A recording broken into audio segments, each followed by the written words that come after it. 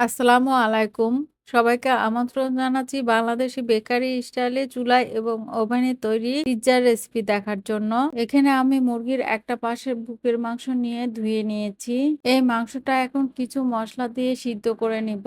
প্রথমে দিয়ে দিচ্ছি লবণ 1/4 চা চামচ, দিচ্ছি গোলমরিচ গুঁড়ো 1/2 চা চামচ, আদা বাটা 1/2 চা চামচ, রসুন বাটা 1/2 চা চামচ, তেল 1/2 টেবিল চামচ, পানি 1/2 কাপ। এখন পানির সাথে মসলাগুলো মিশিয়ে ঢেকে এটা চুলায় সিদ্ধ করে নিব। সিদ্ধর মাঝে অবশ্যই মাংসটা 2-1 বার উল্টিয়ে দিতে হবে। পিৎজার ডো বানানোর জন্য একটা বাটিতে নিয়ে নিচ্ছি 2 কাপ ময়দা, চিনি 1 চা চামচ, গুঁড়ো দুধ 1 টেবিল চামচ, ইস্ট 1/2 চা চামচ, লবণ 1/2 চা চামচ। এখন হাত দিয়ে শুকনো উপকরণগুলো খুব ভালো করে মিশিয়ে নিচ্ছি। 1 কাপ হালকা গরম পানি অল্প অল্প করে দিয়ে একটা ডো বানিয়ে নিচ্ছি। আমার 1 কাপ পানি লেগেছে, আপনাদের কিছুটা কম পানি লাগতে পারে। এখন 2 টেবিল চামচ তেল দিয়ে খুব ভালো করে মথে নিতে হবে। তবে 2 টেবিল চামচ তেল আমি একবারে দিব না। 1 টেবিল চামচ দিয়ে কিছুক্ষণ মথে নেওয়ার পরে আরো 1 টেবিল চামচ দিয়ে নিব। 3-4 মিনিট ধরে খুব ভালো করে মথে নিয়েছি। মসৃণ একটা ডো হয়েছে।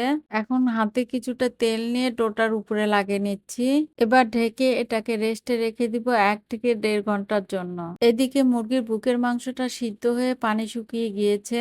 এখন হাত দিয়ে মাংসগুলো ছোট ছোট করে ছিঁড়ে নিচ্ছি। পুরো মাংসটা ছিঁড়ে নিয়েছি। এখন এটা রান্না করে নিব।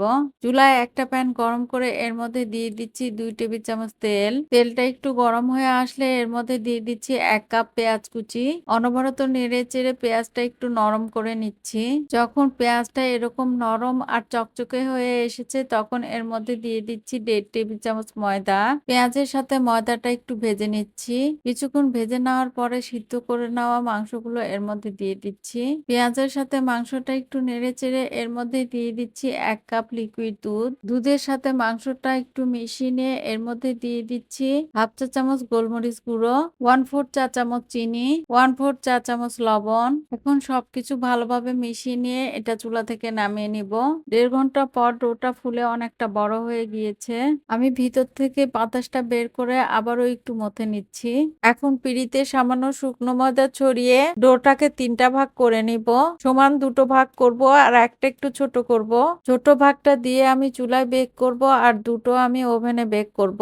প্রথমে সবচেয়ে ছোট ভাগটা দিয়ে পিজা বানিয়ে নিচ্ছি। এটা অনেক সফট একটা ডো, আপনারা হাত দিয়েও বড় করে নিতে পারেন। এখন কিছুটা শুকনো ময়দা দিয়ে এটা বেলে নিচ্ছি। আমি একটু মোটা করে বেলে নিয়েছি কারণ এই পিজ্জাগুলো একটু মোটায় হয়। এখন এটা ভেজে নিব। চুলায় একটা প্যান গরম করে এর মধ্যে রুটিটা দিয়ে দিলাম। 1 মিনিটের মতো ভেজে উল্টিয়ে দিচ্ছি। এবার একটা চামচ দিয়ে সাইডগুলো একটু উঁচু করে নিচ্ছি। তারপরে একটা কাঁটা চামচ দিয়ে ছিদ্র করে নিচ্ছি যাতে করে মাঝখানে বেশি ফুলে না ওঠে। ঢেকে দিচ্ছি, অপেক্ষা করব নিচের দিকটা হয়ে আসা পর্যন্ত। 1.5 থেকে 2 মিনিটের মধ্যেই কিন্তু নিচের দিকটা হয়ে আসে। এখন ঢাকনাটা খুলে এটা উল্টে দিচ্ছি। আবারও ঢেকে দিচ্ছি 1.5 থেকে 2 মিনিটের জন্য। এই রুটিটা কিন্তু লো আঁচে করা যাবে না। প্রথম থেকে শেষ পর্যন্ত মিডিয়াম আঁচেই করতে হবে। ব্যাস হয়ে গিয়েছে। এখন এটা তাও থেকে তুলে নিচ্ছি। এখন রুটিটার উপরে 1 টেবিল চামচ টমেটো সস দিয়ে মাখিয়ে নিচ্ছি। আমি 4টা রুটি বানিয়েছি আর মাংসগুলো 4টা ভাগ করে নিয়েছি।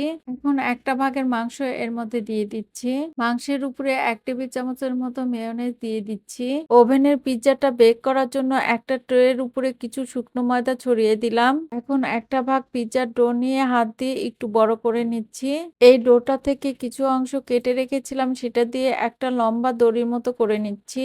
এখন রুটিটার সাইড দিয়ে একটু পানি লাগিয়ে লম্বা যে দড়ির মতো করে নিয়েছি সেটা লাগিয়ে নিচ্ছি। এবার একটা কাঁটা চামচ দিয়ে দাগ কেটে নিচ্ছি যাতে করে ভিতর দিকে ফুলে না ওঠে। এখন এর মাঝখানে মাংস দিয়ে দিচ্ছি।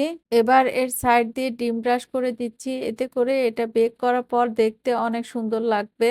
উপর দিয়ে সামান্য একটু চিজ দিয়ে দিচ্ছি। এখন এটা বেক করে নিব। আমি এই দুটি পিজা ওভেনে বেক করেছি। 200 ডিগ্রি সেলসিয়াস তাপমাত্রায় ওভেনটা প্রথমে 5 মিনিটের জন্য প্রিহিট করে নিয়েছি। তারপর ওই একই তাপমাত্রায় বেক করে নিয়েছি 18 থেকে 20 মিনিট। বেক করার পর মাংসের উপরে টমেটো সস আর মেয়োনেজ দিয়ে সাজিয়ে নিয়েছি। চুলা ওভেন যেভাবে বেক করেন না কেন এই পিজ্জাটি খেতে বাংলাদেশের বেকারি পিজ্জার স্বাদ পাবেন। আশা করি আমার আজকের রেসিপিটি আপনাদের কাছে অনেক ভালো লেগেছে। সবাই ভালো থাকবেন। আজ এই পর্যন্তই। আল্লাহ হাফেজ।